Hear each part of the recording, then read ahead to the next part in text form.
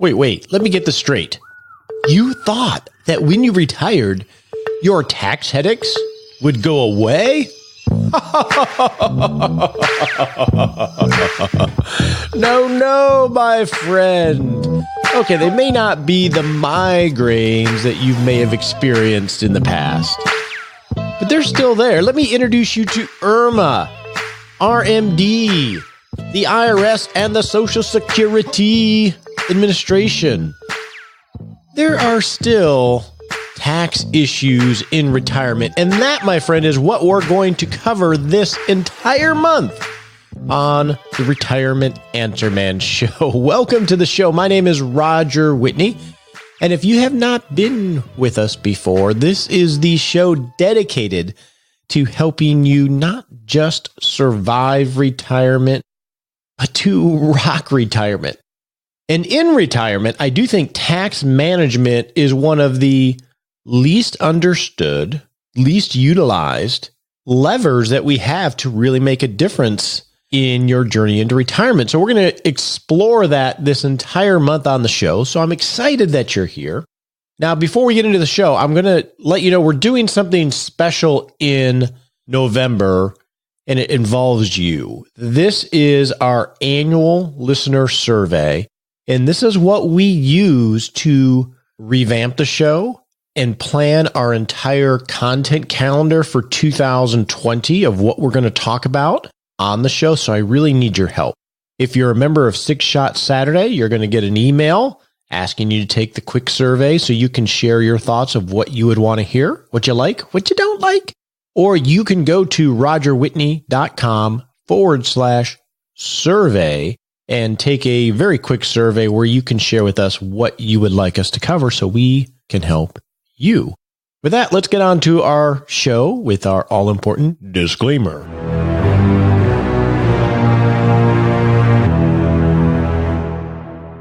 It's really important to remember, especially this month, that I am not a CPA, nor do I play one on TV. I am very tax aware in our financial planning that I do with clients, but this is helpful hints and education, and make sure you talk to your CPA, your financial advisor, or your legal advisor before you make any changes. With that, let's go to our hot topic segment and an interaction I had with a listener about the Rising Equity Glide Path segment that we played last month.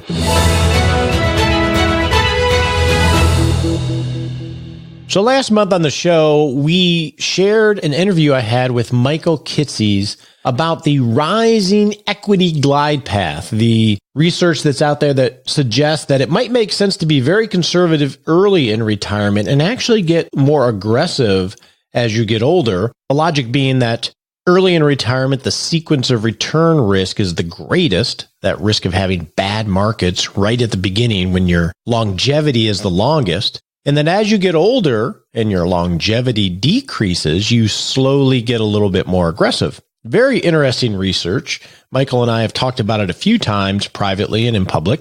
And a gentleman emailed me asking me what I thought of this approach.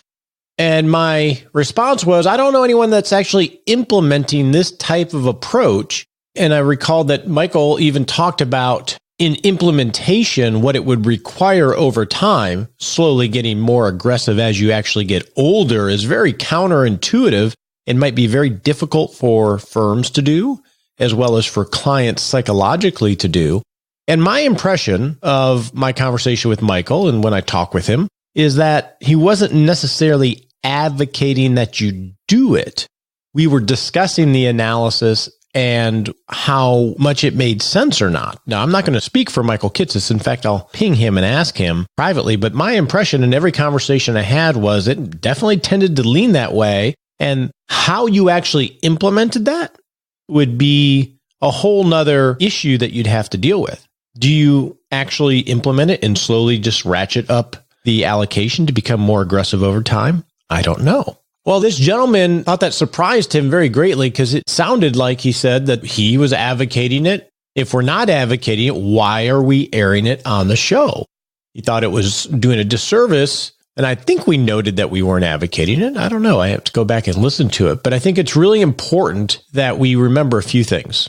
when it comes to especially retirement research, such as the rising equity glide path or withdrawal rate studies. These academic exercises are very valuable in identifying where bigger risks might be and how things might go. But we have to remember that they're academic exercises. And if you were to, let's say, implement the rising equity glide path in the way that the research suggested, it doesn't guarantee it's going to work out well. And if you're going to implement a strategy like that, that comes with you doing it consistently over decades to even try to match how the study came to its results. If you change your strategy 2 years, 5 years, 10 years in, then the study had nothing to do with what you're doing because you've totally changed things. Just like asset allocation and rebalancing, it all looks great in papers, but it's the consistency of executing a consistent strategy, the same strategy, that will position you to reap the benefits of that strategy. And I think that's the big challenge with the rising equity glide path. It definitely feels great on the front end, but when you're 70 or 75 and you're slowly ratcheting up your investment allocation towards equities, will it feel the same? Given that we are humans, we are not rational, we are behaviorally driven on a lot of these types of decisions, especially with fear and greed, not to mention, well, I guess I am mentioning it, bringing in the idea of age and cognitive ability. I don't think anybody's advocating this that I know of. If there are, great. Let me know and we'll try to get them on the show and chat about it. Now, I am doing a version of this, and this is what I mentioned to this gentleman, is from this research, but also from a lot of my education in doing the retirement management analyst curriculum, is what I am doing is implementing some pension management type of structure of asset liability matching and building a 5-year income floor early in retirement with the idea of rolling that floor outward and or letting some of it burn off as someone finds their sea legs and makes this transition into retirement. So I guess you could say that is a version of implementing the rising equity glide path. But I don't think that Michael or I were advocating it, and we were presenting some of the research and seeing a lot of logic in it. I'm not discarding the logic in the academic study. I just don't think that is enough to implement on a mass scale. And I don't believe that Michael is well. And that's one reason why we always put the disclaimer up front, because I am not advocating anything for you on this show. I am sharing my experience as I walk with clients. I am sharing my education and sharpening my saw and my thinking. And sometimes I'm exploring ideas, hopefully objectively and critically with you on the show. But if you hear something, don't think we're advocating it for you. You make your own decisions with your own advisors. But I thought that was an interesting discussion, and I apologize if it felt like we were advocating it. We were just exploring the research, and it makes a lot of sense. But given that nobody's ever done this retirement thing again, we got to take a lot of that and say, okay, how do we actually implement that? Not just now, but when we're 65, 70, 75, 80. Because that is the type of structure of decision making we want to make. And that's one reason why you got to be agile. That you want to not be tied into something. Because what happens if, let me think through this now. What happens if you get really conservative early in retirement and then decide you're not going to continue to ratchet growth because forecasters say the markets are going to go down, whatever the reason. Well, now you're running, I would assume, much higher risk of inflation risk off into the future that really won't rear its ugly head until it's all out of the door and you can't do much about it. So if you choose to follow a strategy like this and you pivot because of whatever reason, well, now the strategy is not a strategy. It's just a one-on-one, one-by-one decision, and you've introduced a whole different set of potential risks that could bite you. So we got to be really careful about grabbing onto a strategy, because if we make the decision to use it, we got to really vet it And one, and two, it's a long-term decision. Not that we can't pivot, but to get the benefit of it, it's going to be a much longer-term decision than we think it is on the front end. Just some thoughts there. With that, let's go to our practical planning segment and start in on tax management in retirement.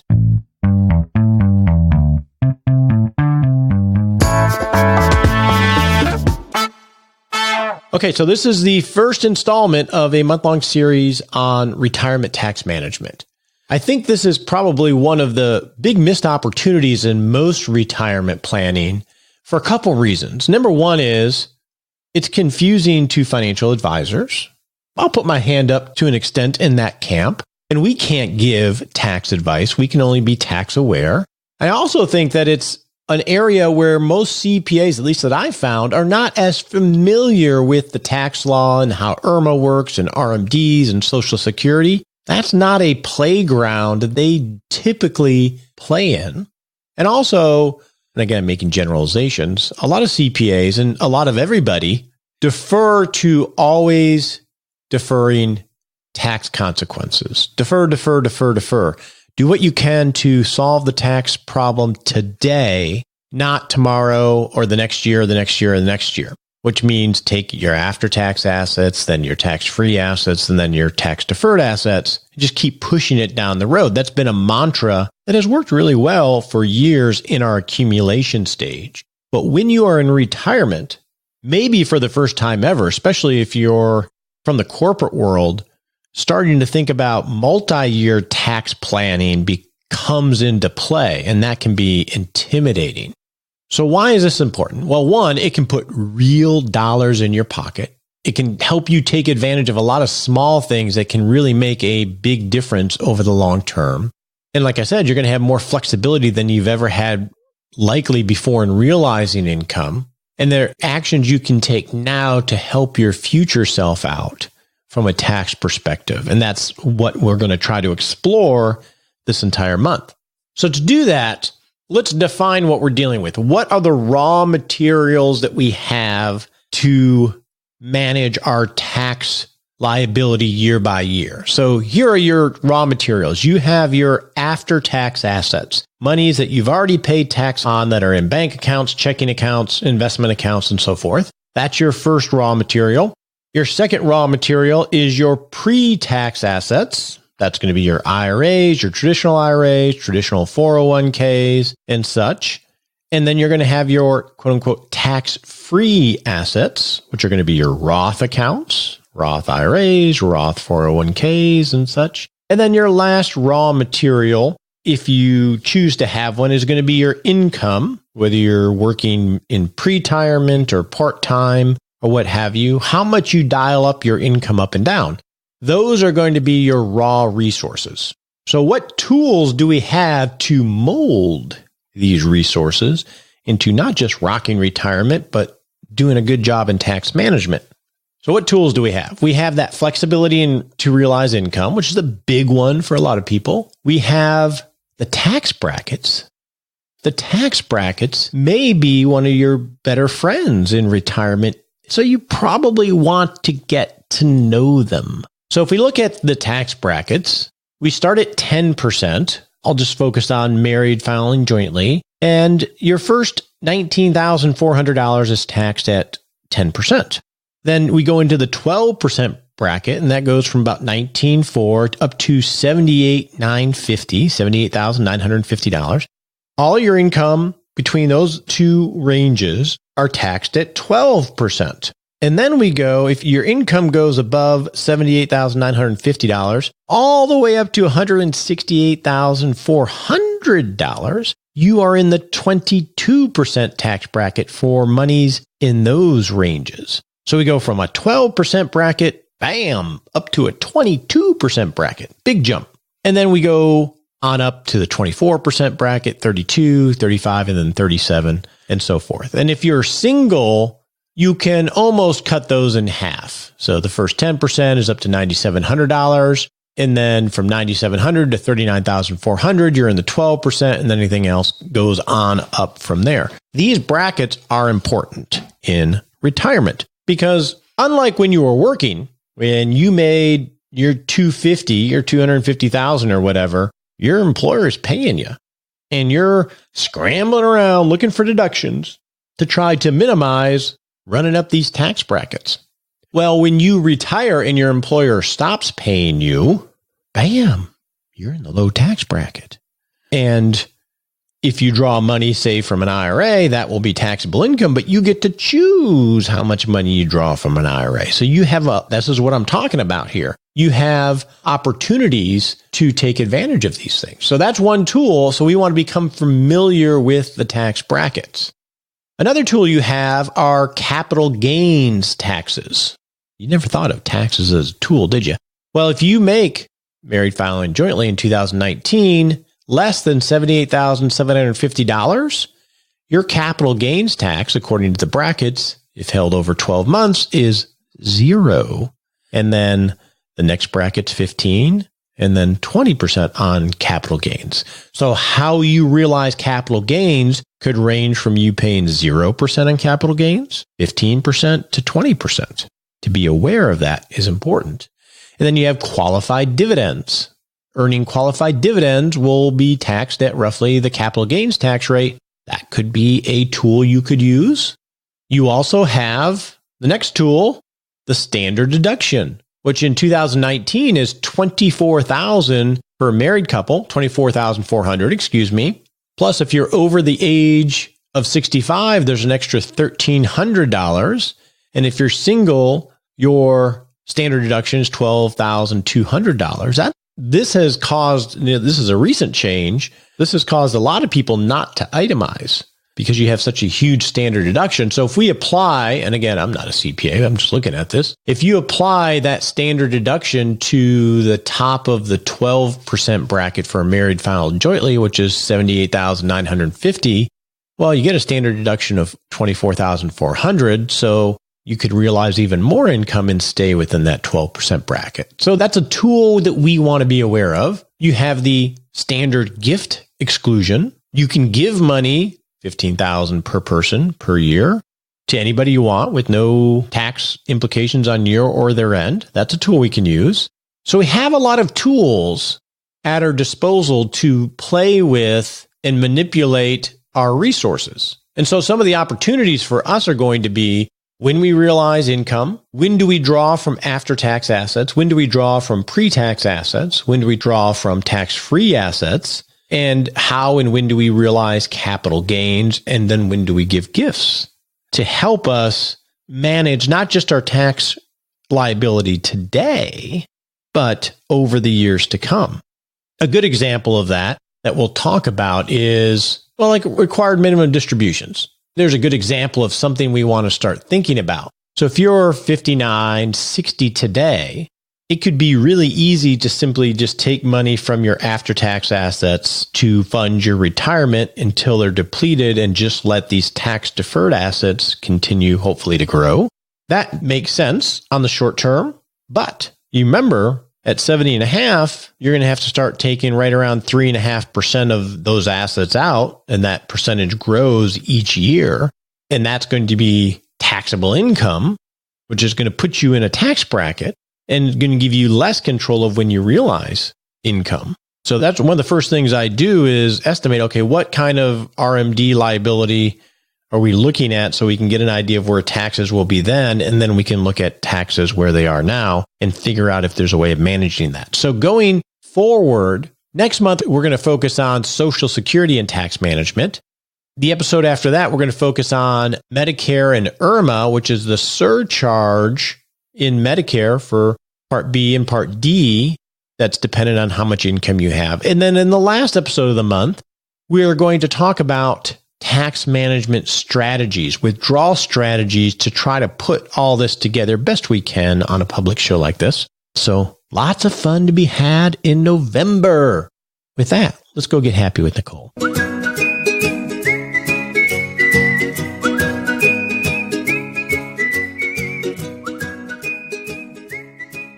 Hey, welcome to the Happy Lab, where we noodle on how to live a happier life. Nicole, do you know what I got the other day? A new bicycle, a new iPhone, headphones. Actually, it's sort of yes on both of those. Oh, okay, good. But that's not what I was going to talk about. And I feel shamed that I did on both of those. Anyway, I got a letter from the IRS. We're in the Happy Lab, and I have question marks about... I know. And actually, I got the letter the same day Shauna got the letter. And you know what my heart did? It started beating really fast. I'm like, I've knock on wood, knock on your head, Nicole, knock on wood. I've never... Okay, you have a slow heart rate. It probably just sped up to normal, right? I've never been audited. So that was my first thought. It's the day. But you know what it was? It was, I received a $21 refund. I was due back $20. $20. You go to Whataburger. It's the best $21 check I ever cashed. I'm going to tell you that. Congratulations. I know. Well, and you got a call from the principal of your son's school. And I did. The same thing happened, right? Your heart started going. Yes. Yes. But then it ended up being a good phone call. They were calling to tell me that my son was doing a good job. So who knew? So I bet you we were talking beforehand. I bet you the principal that they make those calls really for their own soul as much as for the parent, because I imagine like the IRS, almost every interaction is negative. So what does it have to do with the Happy Lab is it's very easy to predetermine outcomes or when someone calls. Assuming the worst. The worst. Thank you. And we just need to take heart to Nicole's word of the year, flow, and just let it come and don't worry unnecessarily, which I think is what we do a lot. So that's my tip for being happy. I like it. Let's go get a latte and have a smart sprint with my refund check. On your marks, get set.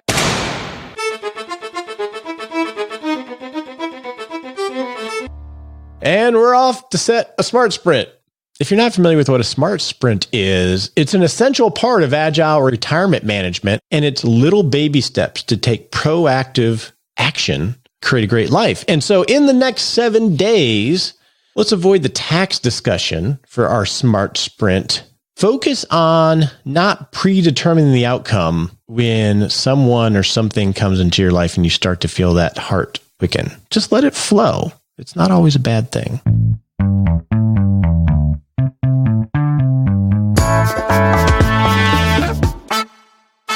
Well, thanks for joining us on the show today. Don't forget to go to rogerwhitney.com/survey and fill out an anonymous survey telling us who you are, what you like, what you don't like, what you would love to see in 2020 so we can make this show better for who? Who, Nicole? For you. You, the listener. The audience, not you, Roger. Thank you. You're welcome. Hope you have a great day. We appreciate you joining us today for this episode of Retirement Answer Man. Be sure to visit rogerwhitney.com/answers to access the Retirement Answer Library with over 30 checklists to help you make the most of the only life you have. Remember, you have more power than you realize to create an amazing life starting today with Retirement Answer Man. The opinions voiced in this material are for general information only and are not intended to provide specific advice or recommendations for any individual. All performance referenced is historical and no guarantee of future results. All indices are unmanaged and may not be invested into directly. Have a wonderful day.